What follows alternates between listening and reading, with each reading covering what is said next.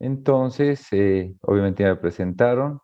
Yo quiero mostrarles a todas las personas que no conocen aún mis ciudades. Esta es la ciudad de La Paz. Siempre lo muestro con mucho gusto porque tiene una topografía muy particular. La ciudad de La Paz se encuentra a 3.600 metros sobre el nivel del mar y lo interesante de poder comentar todas estas características es que compartimos con Perú, Ecuador y Colombia la famosa cordillera de los Andes, ¿no? Que nos dan características particulares por la altitud en la cual gran parte de nuestra población vive. Y no podemos compararnos, pues obviamente la mayor cantidad de literatura que tenemos a nivel mundial viene de los países anglosajones, viene pues de Europa, de Barcelona, están pues todos a nivel del mar. Pero como sabemos, pues la fisiología y fisiopatología son diferentes. Evidentemente, existen algunas diferencias, como vamos a comentar más adelante, en relación sobre todo al oxígeno. Ustedes saben, hay muchos artículos en medicina crítica que han salido últimamente y mencionan que la hiperoxemia también es deletérea. Si un paciente es normal que tenga una saturación por oximetría de pulso entre 81, perdón, entre 91 y 93, yo no tengo por qué darle oxígeno para que sature 100% todo el tiempo. Voy a desnitrogenizar esos alveolos, voy a producir disfunción de los neumocitos tipo 2, disfunción del famoso agente tensoactiva y atelectasia, ¿no? Sobre todo en pacientes intubados y le voy a producir un daño a ese paciente. Entonces, debemos tener límites inferiores, completamente de acuerdo, pero también límites superiores. Evidentemente, pues no está bien excedernos en la dosis de algunos medicamentos y destaca en este caso, pues el oxígeno. Este es la ciudad de La Paz, como les digo, a 3.600 metros. Yo vivo ahí y desarrollo mi actividad asistencial en la Ciudad del Alto. La Ciudad del Alto es toda la parte de aquí arriba, la meseta, la planicie que ustedes pueden ver. Ya saben que en Latinoamérica nos encanta ser reyes chiquitos, nos encanta dividirnos y en ese sentido, pues en lugar de hacer parte de La Paz, se separaron. Es una ciudad independiente que se llama El Alto. Está a 4.150 metros sobre el nivel del mar y es la ciudad más grande, más poblada a nivel del mundo. Tiene 1.2 millones de población y como vamos a ver más adelante, si bien en el Tíbet, en Nepal, también en Perú, hay muchas ciudades que se encuentran en este caso destacando Huaraz, Huancayo, Cerro de Pasco, a muy importantes altitudes, pues la cantidad de población es mayor en la ciudad del Alto, convirtiéndola así en el laboratorio más importante natural de investigación en relación a medicina humana de altitud. Solo para hacer la aclaración, el término más adecuado es altitud, no altura. En términos biomédicos, altitud se denomina la diferencia que existe entre el nivel del mar y un objeto en particular, por ejemplo, una ciudad. En ese caso hablamos de altitud. Otro ejemplo muy práctico son los aviones. Los aviones viajan o vuelan a cierta altitud, no a cierta altura, porque hablamos en relación a nivel del mar. Otra cosa es altura, que se refiere a la distancia entre el suelo o el piso hacia la cúspide de un objeto. Yo tengo una altura de 1.74 metros. Un edificio tiene una altura de 300 metros, ¿verdad? Entonces, hablando de forma más propia, lo mejor es usar el término altitud para este contexto biomédico. Ahí tienen ustedes el teleférico, que obviamente es un atractivo muy interesante, nos permite comunicarnos entre ambas ciudades en menos de 5 minutos. La ciudad de La Paz ha sido escogida como una de las últimas ciudades maravilla antes de la pandemia por toda esta topografía y características particulares. Ahí tienen al Illimani, que en Aymara significa águila dorada, es nuestro cerro nevado y es nuestro guardián, ¿no? Que nos despertamos todos los días prácticamente viendo este hermoso panorama.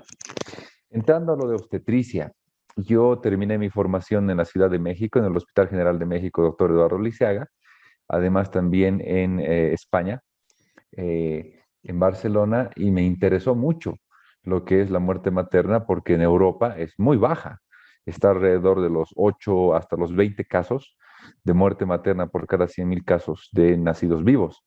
Entonces es muy baja y les llama mucho la atención cuando uno habla pues de muerte materna.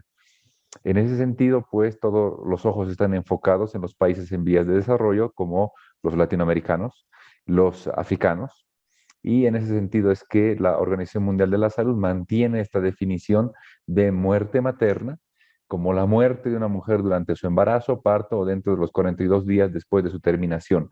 Este término de las 6 semanas de los 42 días es algo arbitrario. Algunas veces me preguntan, ¿no? ¿Por qué? Porque la fisiología de la mujer embarazada revierte, si vale el término, hacia un estado de no gravidez aproximadamente en 2 semanas. Entonces es una muy buena pregunta que todos nos hemos hecho siempre. ¿Por qué 6 semanas?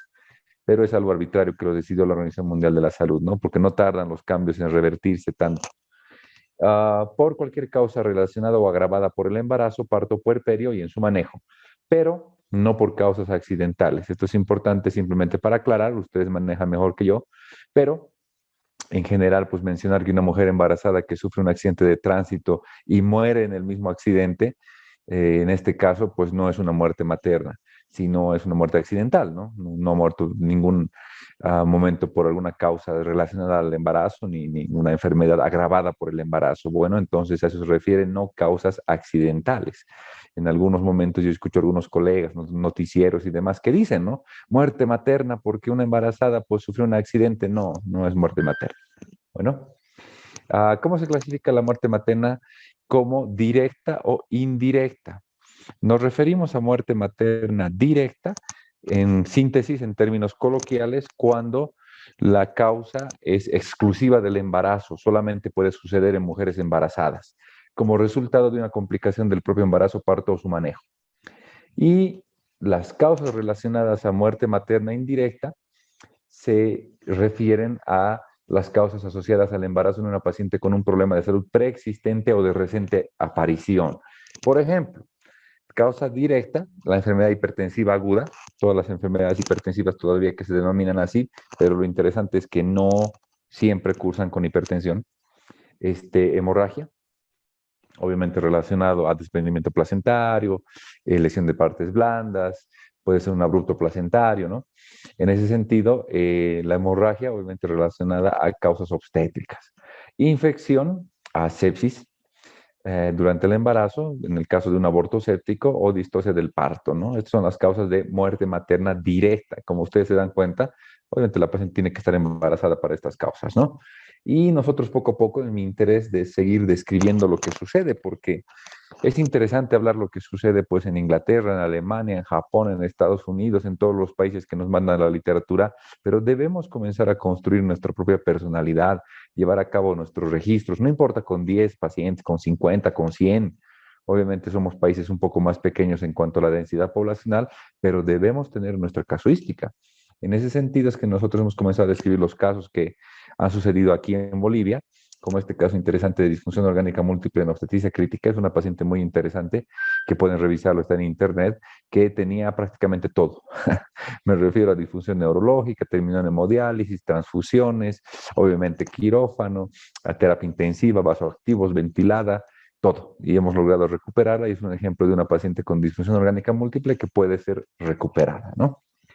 Las causas de muerte materna indirecta, como decíamos, son sobre todo causas relacionadas a situación preexistente, que son agravadas o descompensadas por el embarazo.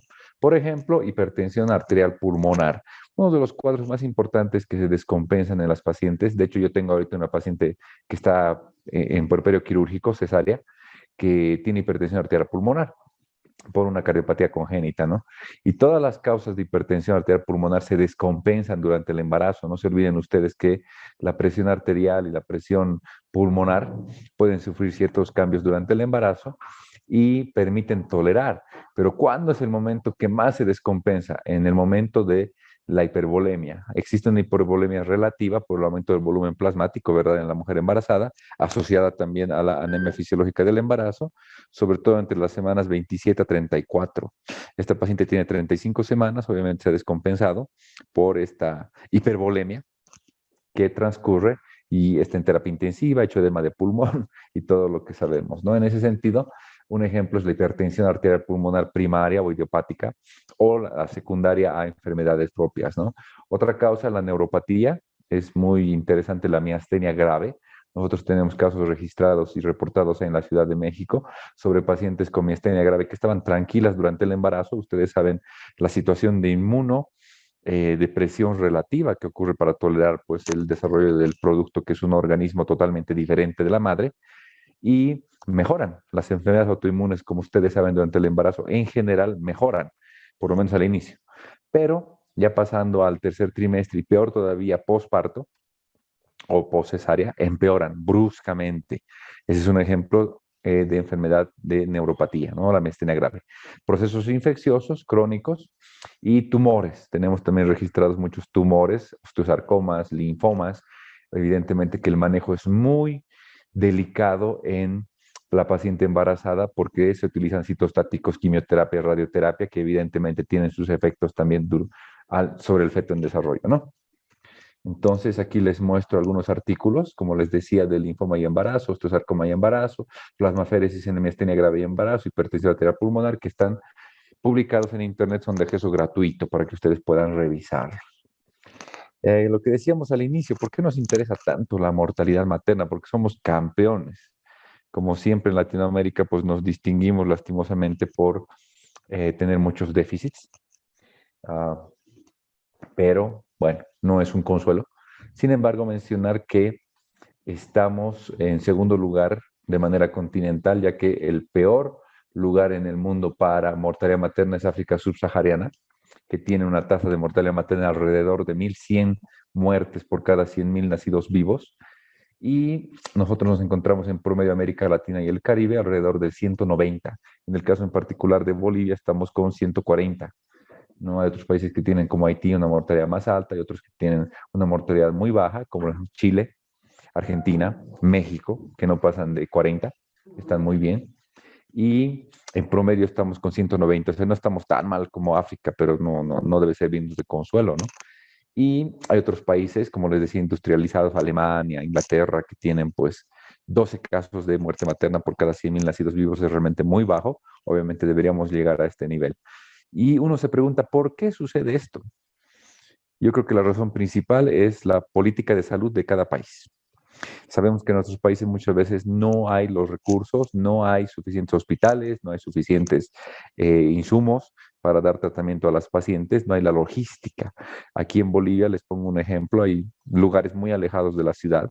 Apolo es una localidad que está a 18 horas de la ciudad de La Paz. Y yo les pongo un ejemplo, ¿no? Una paciente que tenga un aborto séptico y se quedan esperando que el sobreparto le llaman, ¿no? Algunas veces cuando se queda la placenta incluso, ¿no? En ese sentido, pues cualquier tipo de infección y se quedan esperando, están con fiebre, siguen trabajando, están en su chacra, están haciendo la cosecha respectiva de sus terrenos y se quedan esperando a mejorar y pasan pues 8 días, 10 días de evolución, llegan al hospital después de 18 horas de viaje y totalmente hipotensas, anúricas, encefalopatías asociadas a sepsis, prácticamente en coma, entran al hospital y se mueren a los 10 minutos. No nos da ni la oportunidad de hacer nada. ¿Por qué sucede esto? Por la falta de información, educación a la población, y si hubiera un hospital más cerca a esta localidad, obviamente podría recibir un tratamiento más especializado. No es un ejemplo que yo siempre pongo porque al final, obviamente, saben que la prensa, todos los medios están siempre en contra del médico y dicen, no pudieron salvar la vida, ¿para qué están? Pero obviamente un cuadro que tenga evolución 15 días y que entra al hospital y muera a los 5 minutos, mm, evidentemente, pues el problema está en otro lado, ¿no? Nosotros como médicos intensivistas, como les digo, yo soy especialista en terapia intensiva, pero tengo la alta especialidad en medicina crítica de la obstetricia, nos interesa mejorar nuestra atención cuando los pacientes pueden acceder pues, a este tipo de atención especializada. ¿Qué alternativas entonces existen? Obviamente los cuidados críticos. Era una teoría muy válida en la década de 1960-1980, lo del control prenatal. Se mencionaba que el control prenatal podía disminuir de forma drástica las muertes maternas, ¿no? Y lo recomendado por la OMS o la OPS es de 6, 7, 8 consultas, mejor todavía si son más, evidentemente, consultas prenatales, controles prenatales durante el embarazo, obviamente, dependiendo del caso, pero hay pacientes que cumplen, ¿no? Con estos controles al final del embarazo cada semana, están súper pendientes, pero dígame si estoy mintiendo. Hay casos en los cuales existe una descompensación brusca. ¿A qué me refiero con esto? Y les voy a hablar un poquito más adelante en relación a la presión arterial. Por eso ya no debería tomarse en cuenta como enfermedades hipertensivas, porque la preeclampsia no es sinónimo de hipertensión. Hay pacientes que no tienen hipertensión, pero sí están cursando con preeclampsia. En ese sentido, es que hay pacientes, yo les pongo un ejemplo, ¿no? Y es un ejemplo muy lamentable aquí en mi país de una paciente que lamentablemente falleció porque fue a su centro de salud, igual muy alejado de la ciudad, y, estaba con un dolor cólico a nivel de hipocondrio derecho. Y era un chaucier, ¿no? 35 semanas de gestación, 27 años. ¿Y qué le dijo ahí el médico? Bueno, pues es un cólico, seguramente cuando comes huevo empeora, maní, colecitoquinéticos, tómate esta antiespasmódico, vete a tu casa, todo está bien. Y la paciente, la presión normal, 118, 70. Durante la noche sufrió un ictus hemorrágico y directamente llegó a la terapia intensiva del hospital de referencia más concurrido aquí en la ciudad de La Paz, con muerte encefálica, se confirmó y obviamente pues no había nada que hacer, murió. Entonces, eso es un ejemplo. ¿Por qué tenía el Chaucier? Por la hipertensión, la crisis hipertensiva y la isquemia que estaba sufriendo ese hígado, ¿no? Y que podía romperse. Y lastimosamente, para que noten ustedes, la presión no tiene ninguna relación. Y evidentemente, si monitorizábamos en ese caso el gasto cardíaco, íbamos a encontrar una resistencia vascular sistémica incrementada y el riesgo de rotura en cualquier nivel. Y ustedes saben que la rotura generalmente ocurre a nivel hepático o a nivel cerebral, ¿no?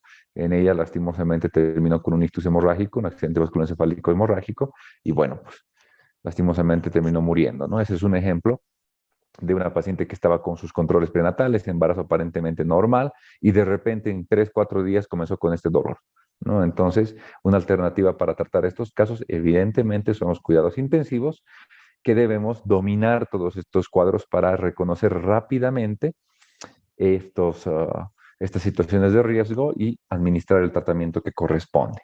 Entrando, y es muy interesante para mí esto de la obstetricia crítica y sobre todo a muy alta altitud, porque repasamos conceptos muy interesantes de la fisiología, ¿no? Recordemos que el aire es una mezcla de gases compuesto en un 78.03% por nitrógeno y un 20.99, o sea, prácticamente un 21% de oxígeno. Esto llamamos la fracción inspiratoria de oxígeno, fracción inspirada de oxígeno, que es lo mismo. Es la concentración o el porcentaje de oxígeno que existe en el aire. Esto no varía, esto es lo mismo en la punta del Illimani, en la punta del Himalaya o en Miami, es igual, es 21%, ¿verdad? Y otros gases despreciables como el argón, anhídrido carbónico e hidrógeno, que están en cantidades muy bajitas, ¿no?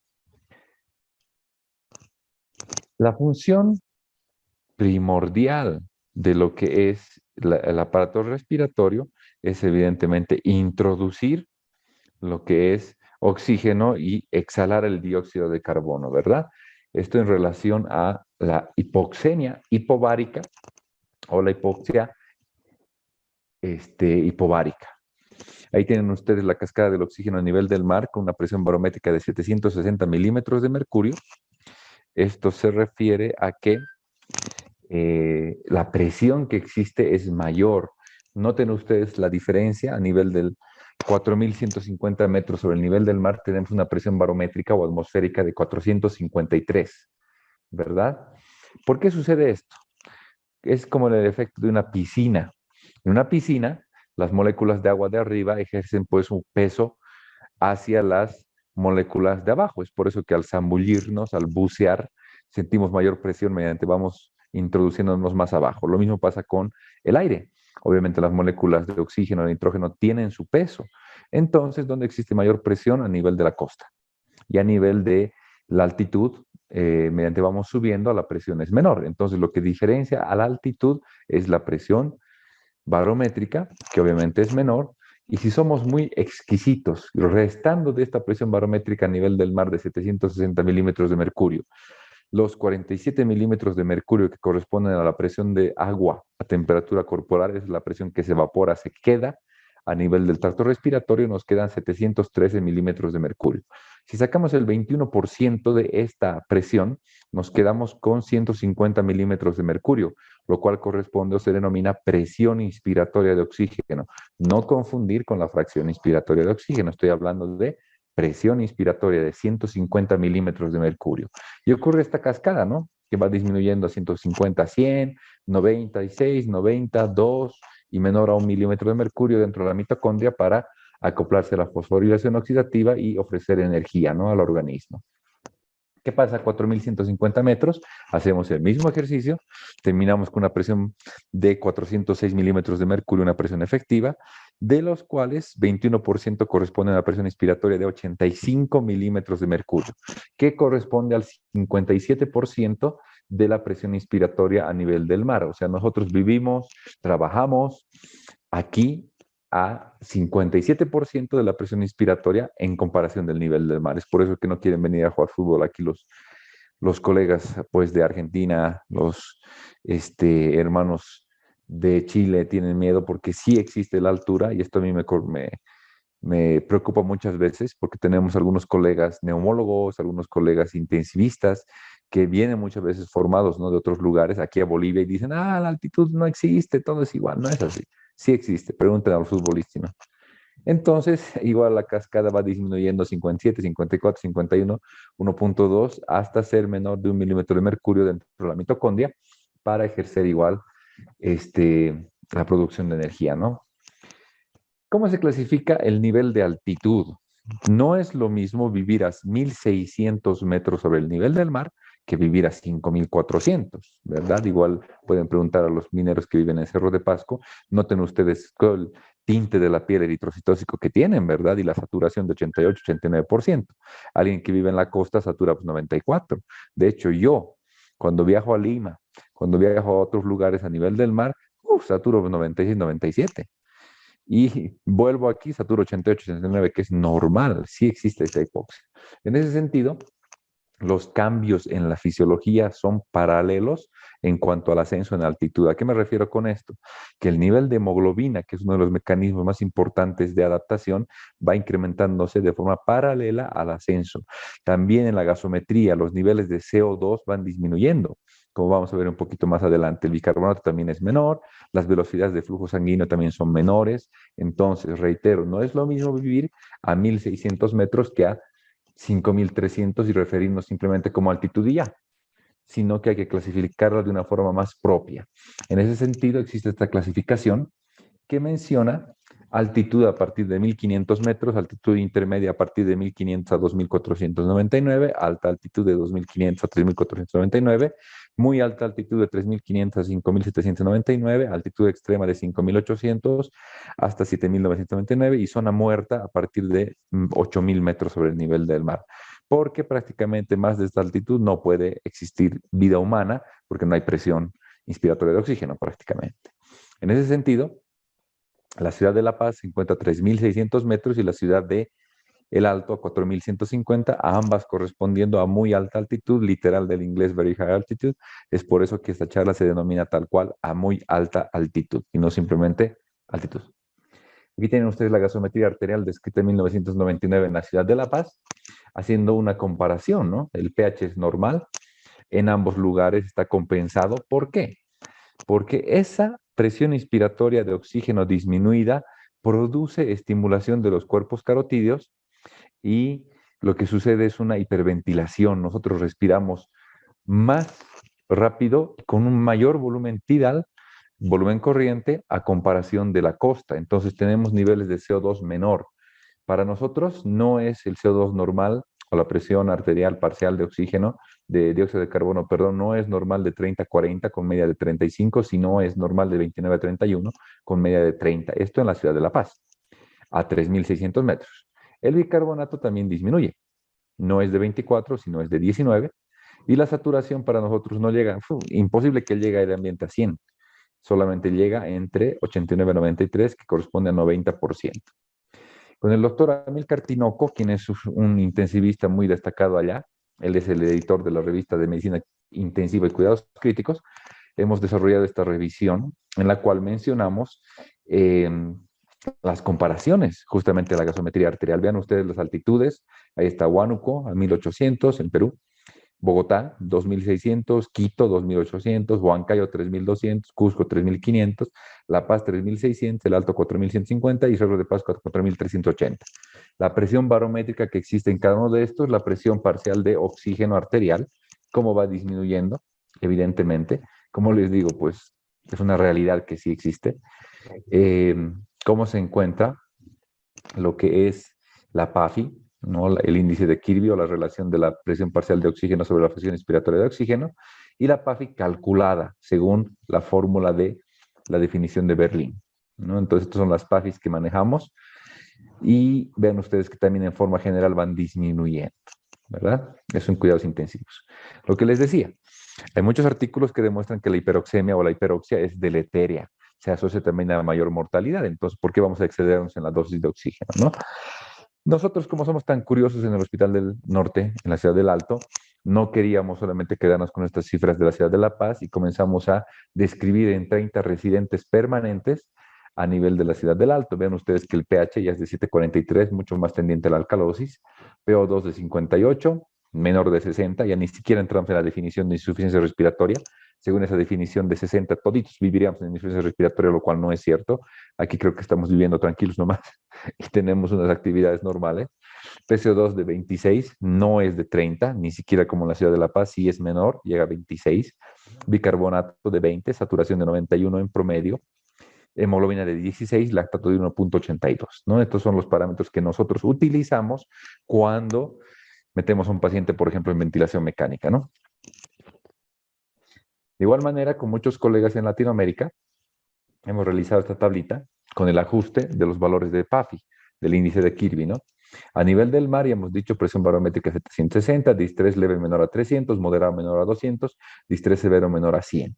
Vean ustedes la comparación y cómo va progresando el nivel de altitud y va disminuyendo pues los criterios de distrés. Aquí en el alto no es 300 para decir distrés leve, sino 180, no es 200 para decir distrés moderado, sino menor a 120, y no es distrés severo menor a 100, sino menor a 60, ¿verdad? Estos son los parámetros que debemos tomar en cuenta porque una PAFI de 190 para nosotros es normal, pero estaría pues catalogada como distrés moderado, lo cual no es cierto, ¿no? Nosotros no vivimos con ventilador mecánico, vivimos respirando normal. Cambios durante el embarazo. Ingresando nuevamente al tema de obstetricia crítica, puedes mencionar que constituyen una respuesta del organismo materno ante la creciente demanda respiratoria, hemodinámica, metabólica y endocrina que requiere pues el desarrollo del feto, ¿no? Como decíamos, existen dos posibles escenarios: mujeres con tolerancia adecuada al embarazo, que son mujeres en un escenario sano, las cuales no tienen enfermedad de base y toleran bien el embarazo, y hay otras mujeres que sí tienen una enfermedad asintomática. Les ponía el ejemplo de hipertensión pulmonar que muchas veces se diagnostica durante el embarazo, en quienes actúa justamente la gestación como un factor de estrés. A nivel pues respiratorio, mencionar que el consumo de oxígeno aumenta en un 15 o un 20% por el feto, por el desarrollo del feto. El patrón respiratorio ya no es costal, ya no es abdominal. La ventilación minuto aumenta en un 40%. Esa mujer embarazada tiene que respirar más aún, peor todavía está aquí en la altitud, ¿no?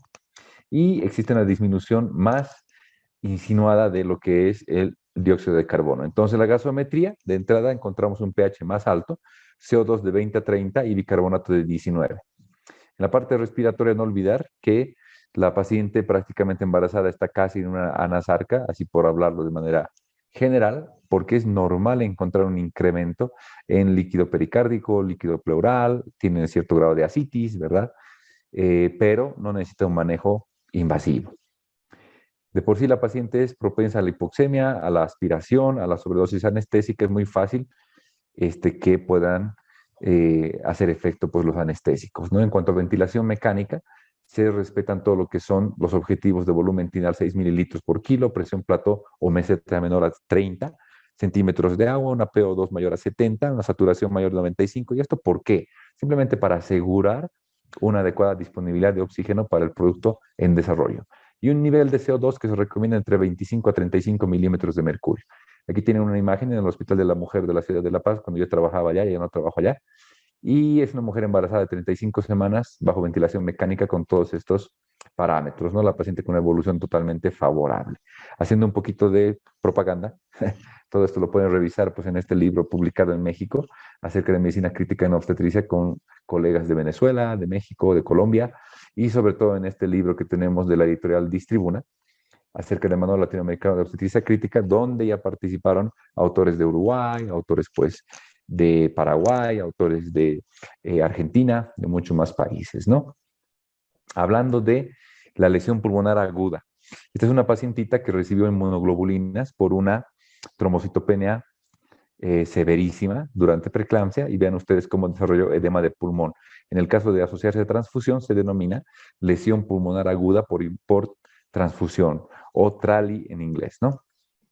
A los 2 días la paciente totalmente con una evolución favorable, con los pulmones totalmente limpios, fue extubada, ¿no? Ahí tienen el artículo por si lo quieren revisar, porque sabemos que la mujer embarazada, aparte de la preeclampsia, puede tener una púrpura trombocitopénica idiopática, puede tener, como les decíamos, algunas enfermedades autoinmunes como lupus y necesitar en algún momento pues transfusiones de plaquetas, plasmaféresis, inmunoglobulina y puede desarrollar este tipo de cuadros, ¿no? Aquí tienen ustedes el artículo por si lo quieren revisar. Así también en el aparato cardiovascular, recordar que existe un aumento del volumen plasmático, aumento del gasto cardíaco a expensas de volumen sistólico y duran hasta 7 días después del puerperio. Por eso les decía, esa definición de muerte materna hasta las 6 semanas es un poquito arbitraria, ¿no? Aquí tienen ustedes una imagen muy representativa acerca de los valores de cómo aumenta el gasto cardíaco a expensas sobre todo del volumen sistólico, aumenta también la frecuencia cardíaca, disminuye la resistencia vascular sistémica y disminuye la resistencia pulmonar. Esta resistencia vascular pulmonar que disminuye es la explicación de por qué las pacientes mejoran transitoriamente durante el embarazo, pero llegar a la culminación empeora su hipertensión arterial pulmonar, ¿no? Que tienen justamente un caso de una taquicardia supraventricular y embarazo, acerca de, vean ustedes, si contamos esta con una frecuencia cardíaca prácticamente de 180, paciente embarazada de 35 semanas, que tenía la hipervolemia, en un 17%, y eso lo pueden revisar en el artículo, en un 17% de mujeres con un corazón estructuralmente normal puede presentarse taquicardia supraventricular justamente por la hipervolemia que les comentaba. Entonces, paciente embarazada, entramos a quirófano, se le hizo la calibración farmacológica, la monitorización adecuada, y vean ustedes qué interesante, la paciente taquicárdica, casi 180, como les digo, latidos por minuto, en frecuencia ventricular media, y vean ustedes que la cardiotocografía no muestra grandes aceleraciones, desaceleraciones, ningún cambio, no es reactivo. En cambio, después de que la paciente seguía embarazada y ya estaba con un ritmo sinusal, ya hasta el feto tenía mayores variabilidad, ¿no? En la cardiotocografía. Interesante. La ecocardiografía nos muestra, como les digo, igual un aumento en el líquido hasta un derrame pericárdico que si no tiene repercusión hemodinámica no merece un manejo invasivo. La presión venosa, el famoso síndrome aorto-cava, ¿verdad? Aumenta por debajo del diafragma. Aquí tienen un artículo que me encantaría puedan revisar. Con este ganamos un premio del Colegio Mexicano de Medicina Crítica acerca de la optimización del gasto cardíaco en preeclampsia severa. ¿Qué significa esto? Que nosotros monitorizando el gasto cardíaco con bioimpedancia transtorácica, 40% de las pacientes con preeclampsia cursan con un patrón hipovolémico hipodinámico y requieren de ingreso, pues, una reanimación hídrica con soluciones cristaloides y también soluciones coloides. No se olviden la proteinuria fisiológica del embarazo y peor en preeclampsia, pierden mayor cantidad de proteínas y hay que reponer esto, ¿no? Con albúmina humana. Entonces, lo que hicimos fue administrar, después de la reanimación hídrica, inotrópicos. Son pacientes que ya estaban cerca de la finalización del embarazo y se les administró digoxina o dobutamina o levosimendan. Y al mejorar el gasto cardíaco, de por sí disminuía la resistencia vascular sistémica y obviamente disminuía el riesgo de complicaciones relacionadas a ictus hemorrágico, rotura hepática, la cuenta plaquetaria se recuperó más rápidamente, igual las pacientes que cursaban con azoados elevados disminuyeron más rápido, entonces vale la pena mejorar, optimizar el gasto cardíaco en este tipo de pacientes. El otro 40% son pacientes con un patrón eudinámico y el otro 20%, muy pequeño, son pacientes con patrón hiperdinámico. Ese es el perfil hemodinámico de la preeclampsia, ¿no? Algunos dicen, no, la paciente es anasarca.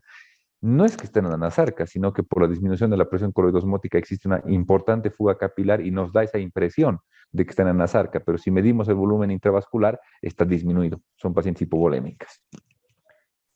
En cuanto a los sistemas, sabemos que normalmente la creatinina disminuye por un aumento de la depuración de azoados.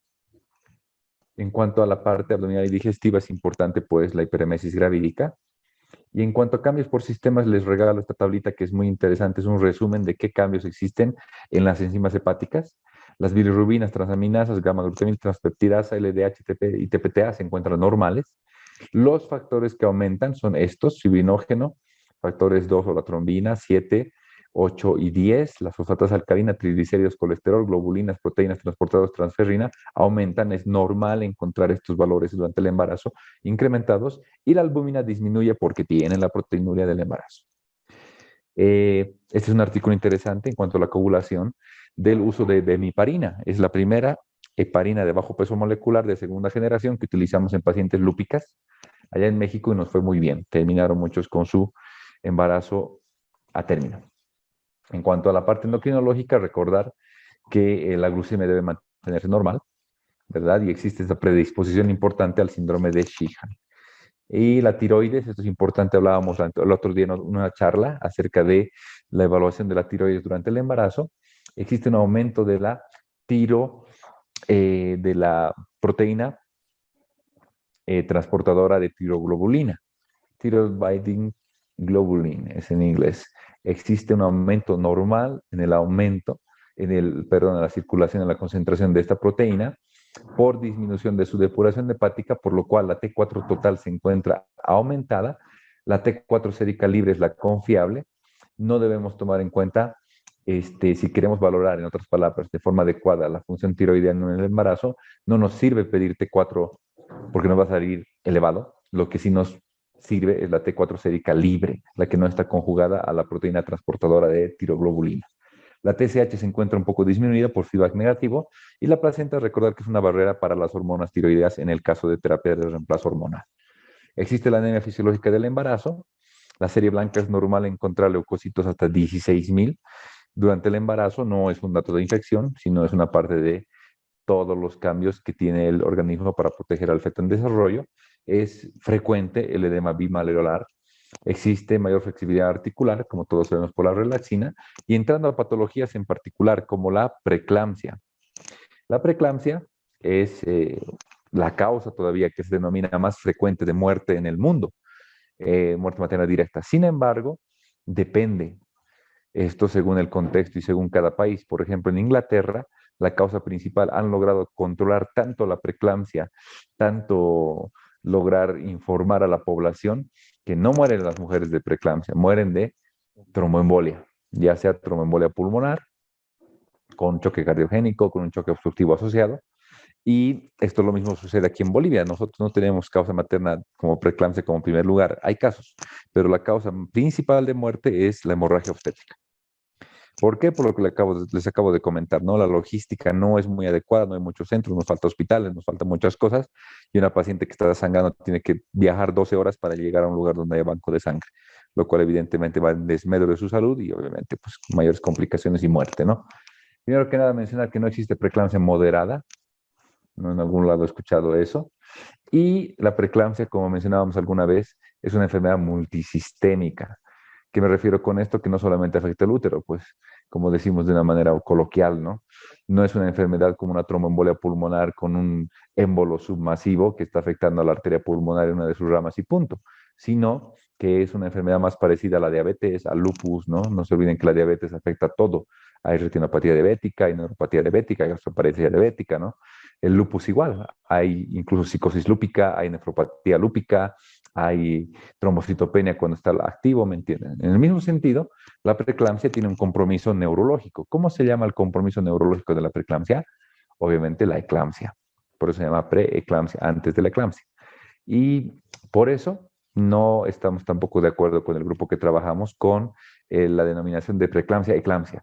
Es que no siempre hay convulsiones, ¿verdad? No es una regla general. En ese sentido, pues, la complicación neurológica es la eclampsia, o sea, convulsiones eclámpticas, así también como dijimos, un ictus hemorrágico, y cómo se manifiestan este compromiso de la encefalopatía hipertensiva. No existe vasoespasmo por si acaso.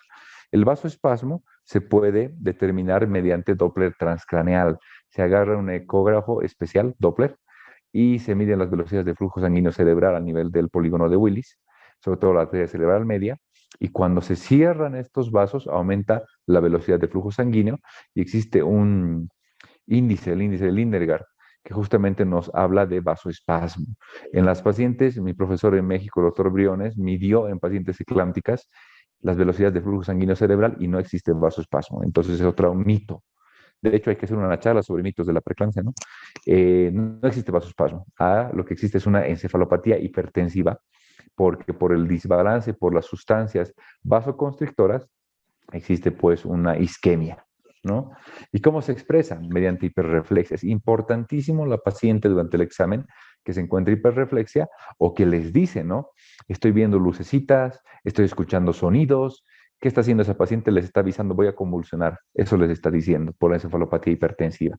¿Y por qué existen alteraciones visuales frecuentemente? Por el famoso síndrome de Press, el síndrome de encefalopatía reversible posterior, que ocurre justamente porque la circulación limítrofe a nivel occipital es la que compromete pues la cisura calcarina, donde está la parte de la visión, ¿no?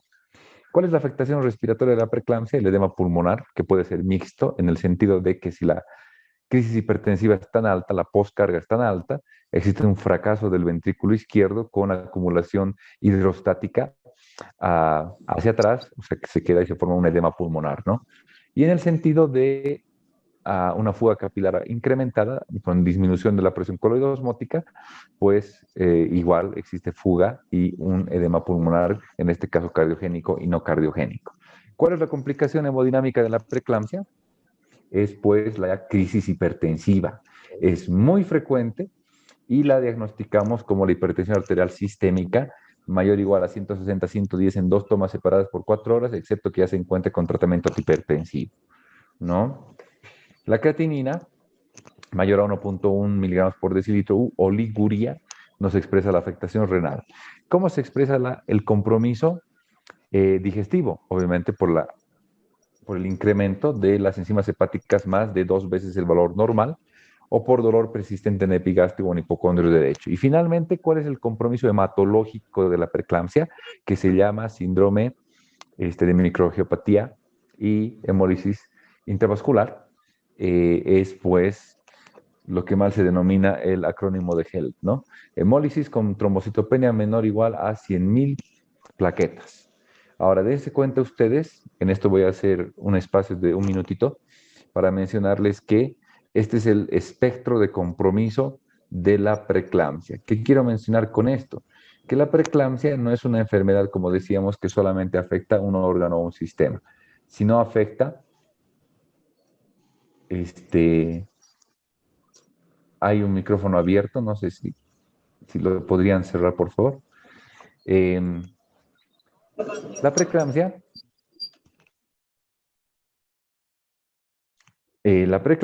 tiene estos compromisos. Y hablando del HELP, el HELP suena muy bonito, ¿no? Es como ayuda en inglés con una L más. Entonces, ¿qué significa el HELP? Es hemólisis, bajas plaquetas y enzimas hepáticas incrementadas, ¿verdad? Dense cuenta que simplemente son los dos últimos compromisos de la preeclampsia, ¿verdad? ¿Por qué hablamos de esto? Porque a mí me da mucha pena, obviamente, que en Latinoamérica nos limitemos a repetir lo que leemos en los libros que vienen, les repito, de Estados Unidos, de Inglaterra, de España, ¿no? Y no tenemos derecho a pensar. Obviamente que tenemos derecho a pensar. Y es algo que siempre observábamos y a mí me parecía muy raro, ¿no? Una paciente que tenga 800 de transaminasas, que tenga 20.000 plaquetas y que además convulsione, ¿qué se llama? Es una paciente con eclampsia y además HELP. Mentira, es una paciente con preeclampsia, con compromiso neurológico, compromiso hepático y compromiso hematológico. Y peor todavía cuando le dicen HELP incompleto, ¿verdad? Pero bueno, ¿y qué es esta misma paciente con una creatinina además de 8 y que está en anuria? ¿Qué es? Y con proteinuria y todo, ¿no? ¿Qué es? ¿Cuál sería el diagnóstico? Sería una eclampsia que además tiene un síndrome HELP y además tiene insuficiencia renal. Mentira. Es una preeclampsia con compromiso neurológico, compromiso renal, compromiso digestivo y hematológico. Esa es la forma de ver de forma reciente la preeclampsia. ¿Por qué? Por lo que les decía, cuando las personas tenemos pues 12 años, 13 años, 11 años incluso, ¿cuánto es nuestra presión arterial normal? No sé si se tomaron de niños, 80-50. Esa es la presión arterial normal. Y en nuestros países latinoamericanos, lastimosamente, existen muchas violaciones, ¿verdad? En Centroamérica, en el Caribe, en Sudamérica, y violan niñas de 12, 13, 14 años que recién están comenzando este, a tener pues ese ciclo sexual, ¿no? Y lastimosamente, imagínense, se embarazan. Y esa edad tan precoz es un factor de riesgo para preeclampsia. Y esa paciente viene con presión arterial de 139-89. ¿Qué tal? 35 semanas de embarazo, 13 años de edad y presión de 139-89. ¿Qué decimos? Ah, no, no, no, no, falta un puntito, 1 milímetro de mercurio para recién decir que está hipertensa. No está hipertensa. Mentira, pues está hipertensa para su edad. Hay que individualizar la medicina. Esa paciente, reitero, su presión normal es 80-50 y si tiene 120-80 ya está hipertensa para ella. Lo que debemos hacer idealmente es monitorizar el gasto cardíaco, ver la resistencia vascular sistémica y evidentemente podríamos encontrar resistencias incrementadas que nos predispongan a rotura vascular, ¿no? Eso es una reflexión importante. ¿Por qué? Porque todavía, insisto, se piensa que la preeclampsia es sinónimo de hipertensión. No, es un compromiso muy frecuente, pero no es sinónimo.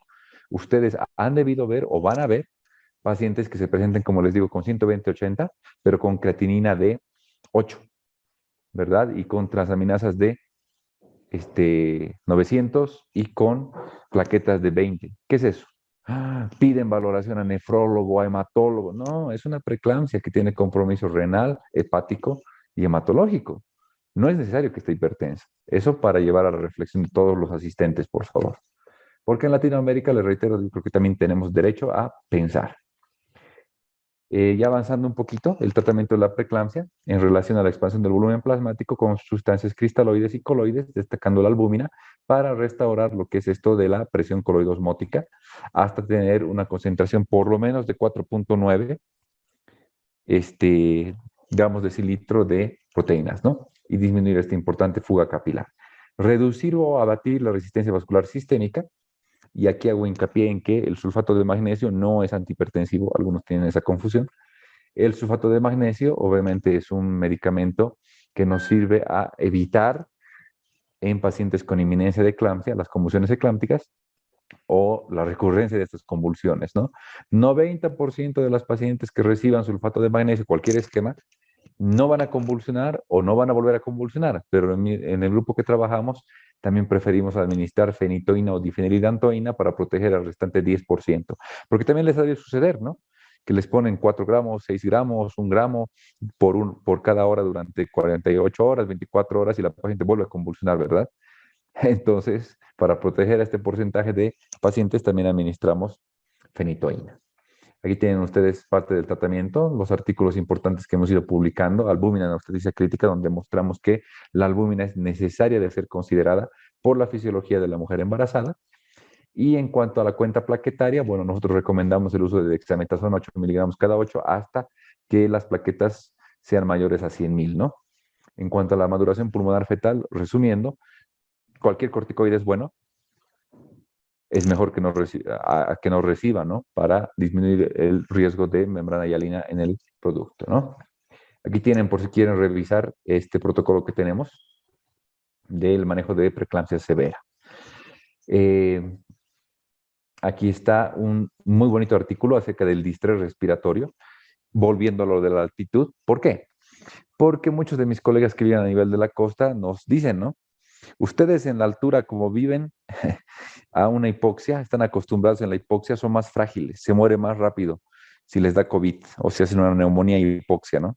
Y hay otro grupo de colegas que nos dicen al contrario, ustedes toleran mejor la hipoxia, entonces no se mueren tanto, ¿verdad? Son posiciones muy interesantes. Sin embargo, ¿qué hicimos en este artículo? A comparar la evolución del distrés respiratorio a nivel de la costa en países como Ecuador, Colombia, Brasil, y comparar con niveles de la altitud como Perú, Ecuador, Bolivia. ¿Y qué creen? La mortalidad es la misma. O sea, la altitud no mata por sí sola. No es bueno ni malo, por lo menos en pacientes críticos, vivir en la altitud. No mejora ni aumenta la mortalidad. Y entrando al tema de COVID también, voy a dar los dos temas así continuados. Tenemos este artículo muy interesante en el cual participó Huaraz justamente a través del doctor Alfredo Merino, y lo que pudimos describir es lo mismo, que en pacientes con COVID, con SARS-CoV-2, con COVID-19, a tres niveles de altitud, pues recolectamos 40 pacientes de Bogotá a 2.600 metros, 40 pacientes de Huaraz a 3.100 y 40 pacientes a 4.100 en la ciudad del Alto. ¿Y qué creen que vimos? Lo mismo, que la mortalidad no se incrementa mediante incrementamos de altitud, ni tampoco al revés. La mortalidad disminuye mediante incrementamos de altitud. O sea, la altitud no protege ni es más dañina para el distrés respiratorio en COVID-19. Este es un artículo muy interesante acerca de los niveles de eritropoyetina bajos. ¿Por qué? Porque uno de los mecanismos de adaptación más importantes a la altitud es el nivel de la hemoglobina, que está influenciado por la liberación de eritropoyetina, pero justamente vimos que los pacientes que tienen niveles de eritropoyetina bajos mueren en mayor proporción que los que tienen niveles de eritropoyetina normal durante el distrés por COVID-19. Es un artículo muy bonito que les invito a leerlo, esto fue publicado este año, acerca de los límites de oxigenoterapia entre 83 a 99 que se asocia a mayor sobrevida en pacientes con distrés con COVID-19. Y justamente coincide, ¿no?, con este hallazgo de nuestra gasometría entre 89 a 95, incluso ajustando mucho más este valor. Yo no debo buscar en la altitud que mi paciente sature 96. ¿Para qué? Estoy desperdiciando oxígeno y lo estoy predisponiendo al paciente a una evolución peor, ¿no? Aquí tienen ustedes en un gráfico muy bonito, se ve esto, toda la parte roja son los pacientes que sobrevivieron y la negra que tienen mayor heterogeneidad en los valores de saturación y mueren en mayor proporción. En cuanto a los percentiles, entre el percentil 25 al 75, o sea, el 50% de la muestra de los que sobreviven, tienen valores entre 89 a 93%, ¿no? Estos son datos muy importantes para utilizar de manera racional el oxígeno. Aquí tienen unas imágenes muy bonitas, son pacientes que sobrevivieron a comparación de los que fallecieron, ¿no? Como se encontraba el 90% prácticamente de compromiso pulmonar. Y aquí están los valores en el embarazo. Ya les mostré durante la charla los valores de gasometría en personas que viven en el alto no embarazadas. Pero somos tan curiosos que agarramos 30 pacientes embarazadas y les medimos la gasometría arterial. ¿Y qué encontramos? Que las mujeres embarazadas de por sí, por definición, son alcalóticas. Están con 7,45 aquí en la altitud. CO2 es incluso un poquito menor, 24, bicarbonato de 20, saturación de 90, hemoglobina de 14, la anemia fisiológica del embarazo, lactato de 1,32 y la PAFI es de 310. ¿A qué me refiero con esto? Que la gasometría es incluso diferente en las pacientes embarazadas por los cambios que hemos visto. Y ya para terminar, les voy a compartir el último estudio que tuvimos oportunidad de realizar. Deme un segundo.